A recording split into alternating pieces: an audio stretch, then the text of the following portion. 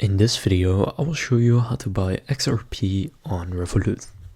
To do this, just gonna open up the Revolut app, and then the simplest way to do it is to click on the search bar at the top and simply type in XRP, and then you will see cryptocurrencies XRP.